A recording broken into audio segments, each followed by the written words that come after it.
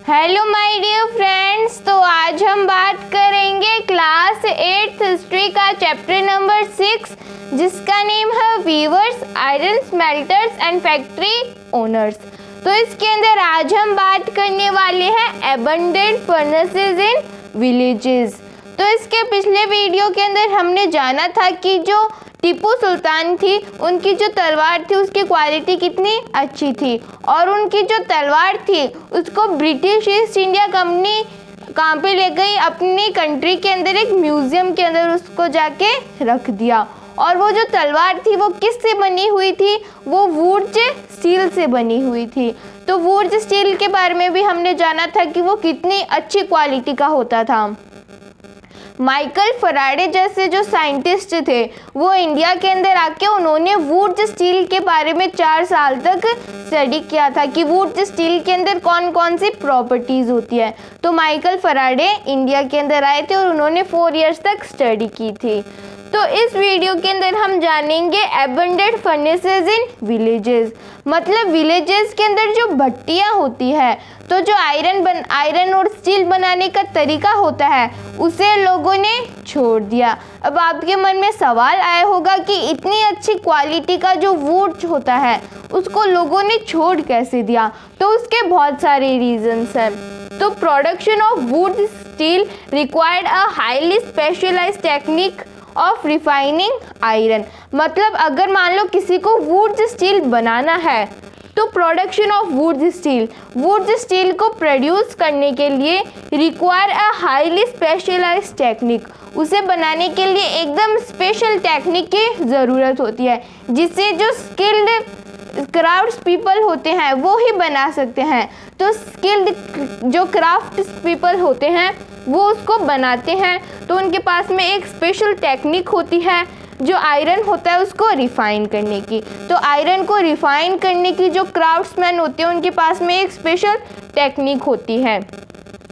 तो इतनी मेहनत करके बनाते हैं वो, लेकिन still it was a common practice to observe. इतनी मुश्किल से बनाया जाता है, लेकिन ये वुड स्टील बनाने का जो तरीका है वो हमें ऐसे कॉमन पीपल्स अगर हम देखें तो वो हमें एवरीवेयर मिल जाएगा, हर काम पे हमें वो मिल जाएगा। तो जैसे बिहार वाले एरिया के अंदर, और अगर हम थोड़ा साउथ के अंदर जाए तो वहाँ पे भी हमें लोग वुड स्टील बनाते हुए दिखाई दे जाएंगे। तो लोगों ने ये वुड स्टील बनाना छोड़ा क्यों, मतलब ये जो वुड स्टील था वो कैसे बनता था। तो the furnaces were most often built of clay and sun dried bricks. तो ये जो फर्नेसेस होती थी, जो भट्टियाँ होती थी, वो किससे बनती थी। The furnaces were most often built of clay, जो मिट्टी होती है एक तो उससे बनती थी, एंड सन ड्राइड ब्रिक्स, और जो ईंट होती है मिट्टी से और ईंट से ये जो भट्टियाँ हैं वो बनती थी। The smelting was done by man. अब जो आयरन ओर होता है उसको पिघलाने का काम, तो जो स्मेल्टिंग का काम करते हैं उन्हें हम स्मेल्टर्स बोलते हैं। तो ये स्मेल्टिंग का काम कौन करते थे, मैन के द्वारा किया जाता था।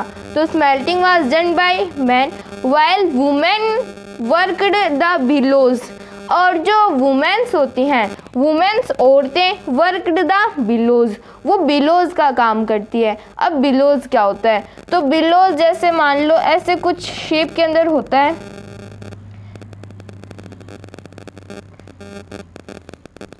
तो वो ऐसे होता है। तो इससे ये जो पीछे वाले होते हैं इनको पकड़ के ऐसे प्रेस किया जाता है, और आगे फर्नेस होती है। जैसे मान लो ये फर्नेस है, इसके अंदर से आग निकल रही है, तो फर्नेस के अंदर ये जो वुमेन्स होती है ये हवा देती रहती है ताकि जो आग जल रही है वो बुझ ना जाए। तो जो वुमेन्स होती है वो बिलोज के अंदर काम करती है, तो इसको बिलो मान लेते हैं। तो इसके अंदर काम करती है पंपिंग एयर, तो ये इसको ऐसे पंप करती है, तो इसके अंदर से हवा निकलती है, यहाँ से इस फर्नेस के अंदर हवा निकलती है और ये जो आग है वो जलती है। Pumping air that kept the charcoal burning. तो पंपिंग एयर, वो एयर को पंप करते हैं जहाँ पे जो चारकोल है वो जल रहा होता है। तो यहाँ पे चारकोल जल रहा होता है। तो हमने एबंडेंट फर्नेसेस इन विलेजेस के बारे में थोड़ा बहुत जान लिया। अब हम आगे बात करेंगे। तो अब हम थोड़ा बहुत और जान लेते हैं। तो तो by the late 19th century के लेट के अंदर क्या होता है, the craft of iron smelting was in decline. तो जो आयरन स्मेल्टिंग की जो प्रोसेस होती है वो डिक्लाइन होने लगती है।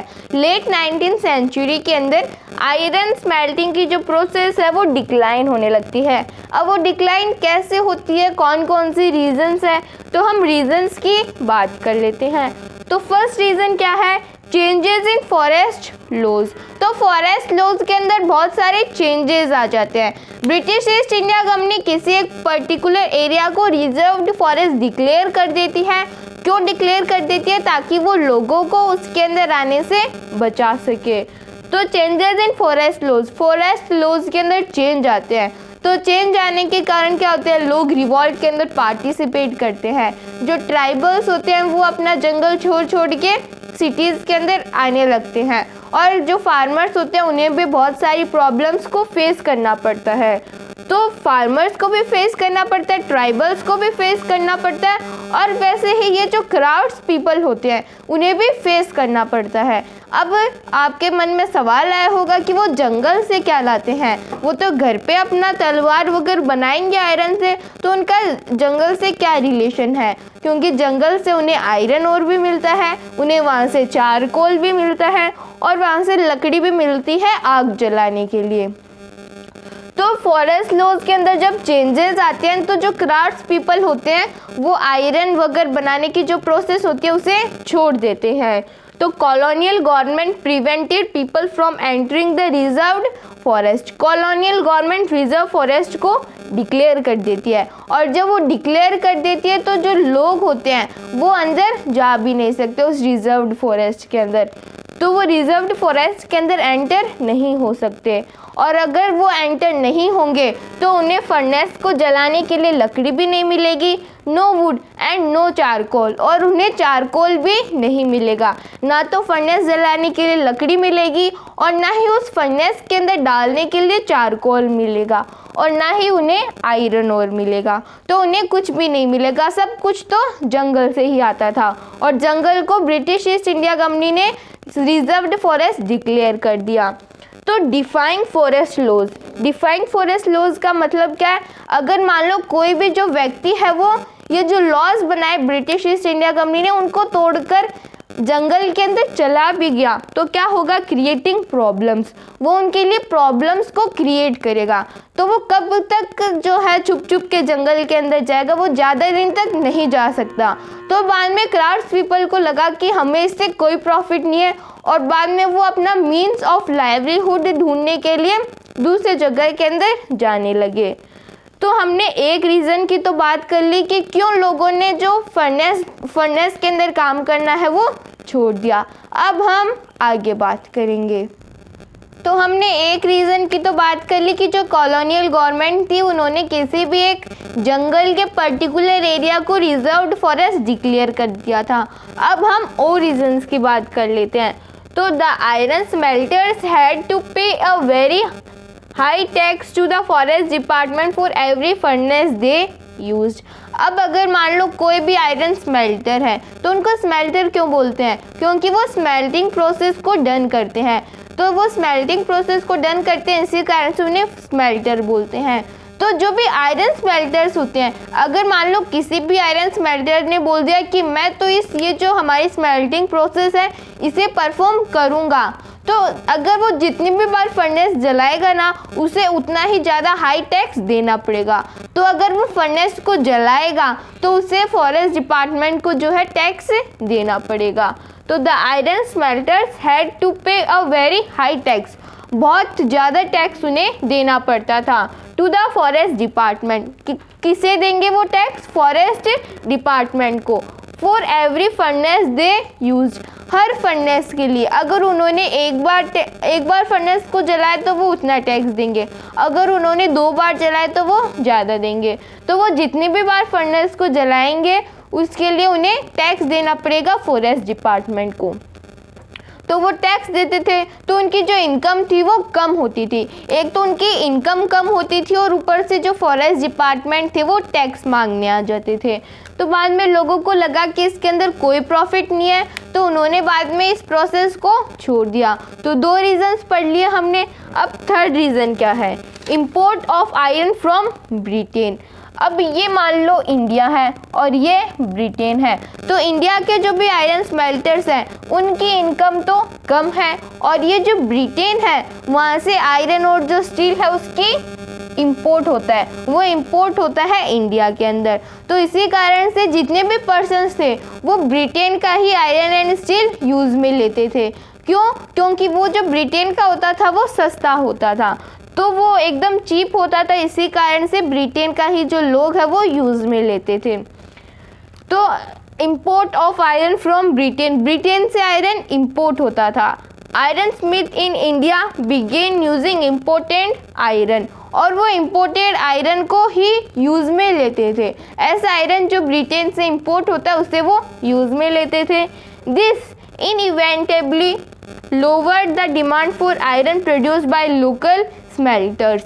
अब वो ब्रिटेन का जो आयरन है वो यूज़ में लेते थे, तो अगर मान लो इंडिया के अंदर कोई आयरन स्मेल्टर्स है वो आयरन को बनाएगा तो उसका आयरन कोई भी नहीं खरीदेगा, क्योंकि वो ब्रिटेन का यूज़ में लेते हैं। तो this inevitably lowered the demand for iron produced by local smelters. यहाँ के जो लोकल स्मेल्टर्स जो आयरन को प्रोड्यूस करते हैं उसकी जो डिमांड है वो बहुत ही कम हो जाएगी बाद में। फिर competition from iron and steel factories come up in India. तो इसके बारे में तो हमने हमारी ये जो व्यूवर्स था इसके अंदर भी जाना था कि जो व्यूवर्स थे उनको कंपटीशन कैसे फेस करना पड़ रहा था, क्योंकि जो कपड़ा था एक तो वो ब्रिटेन से आ रहा था। तो यहाँ पे भी वही पॉइंट है कि जो आयरन और स्टील था वो ब्रिटेन से आ रहा था। एक रीज़न तो दोनों के अंदर सेम हो गया, और दूसरा रीज़न उसके अंदर हमने क्या देखा था कि यहाँ के अंदर इंडिया के अंदर जो है वो बहुत सारी कंपनीज या फिर बहुत सारी फैक्ट्रीज इंडस्ट्रीज जो है वो डेवलप हो रही थी कॉटन मिल की। तो बाद में वीवर्स जो थे उनको कंपटीशन फेस करना पड़ रहा था। तो वही पॉइंट यहाँ पे भी है, competition from iron and steel factories come up in India. उन्हें कंपटीशन फेस करना पड़ रहा था जो फैक्ट्रीज इंडिया के अंदर आई है उनसे, किनको? लोकल स्मेल्टर्स को। तो हमारा ये वाला जो टॉपिक है एबंडेंट फर्नेसेस इन विलेज ये कंप्लीट होता है। तो इसके अंदर हमने जाना कि क्यों जो लोग थे उन्होंने ये जो स्मेल्टिंग प्रोसेस है इसे छोड़ दिया। तो बहुत सारे रीजंस थे।